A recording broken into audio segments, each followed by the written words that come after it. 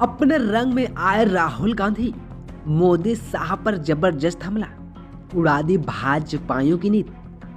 बता दें कि नेता राहुल गांधी ने कहा कि भारत की अर्थव्यवस्था बढ़ रही है, लेकिन पैसा कुछ हाथों में ही जा रहा है और बेरोजगारी की चुनौती जारी है। राहुल गांधी ने एक्स पर छात्रों के साथ बातचीत का एक वीडियो शेयर किया और कहा कि सभी छात्रों को मेरी सलाह है कि सच्ची शक्ति दूसरे लोगों के साथ जुड़ने से, दूसरों को गहराई सुनने से और खुद के प्रति दयालु होने से आती है।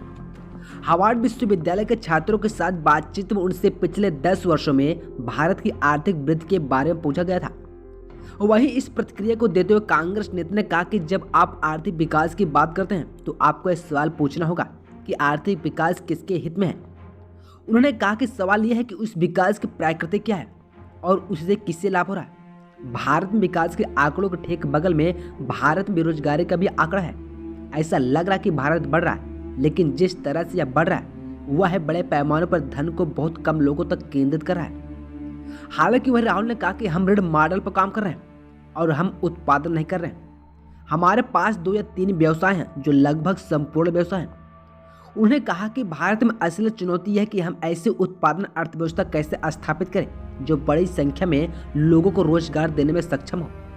राहुल ने कहा कि मेरे ट्विटर पर निगरानी की जा रही है, मेरे सोशल मीडिया को नियंत्रित किया जा रहा है, मेरे यूट्यूब पर निगरानी रखी जाती है और मैं अकेला नहीं हूँ, पूरा विपक्ष इस वक्त की निगरानी में है।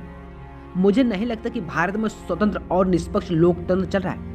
कांग्रेस नेता ने बीजेपी के नेतृत्व वाली केंद्र सरकार पर यह भी आरोप लगाया कि वह भारत के राज्यों को संघ के रूप में नहीं बल्कि एक विचारधारा, एक धर्म, एक भाषा वाले राष्ट्र के रूप में मानती है। उन्होंने कहा कि मुझे लगता है कि अगर आप भारत में बातचीत बंद कर देते हैं तो बातचीत टूट जाती है, भारत खुद ही टूट जाता है। आप देख सकते हैं कि मणिपुर जल रहा है, जम्मू कश्मीर जल रहा है, तमिलनाडु में समस्या है।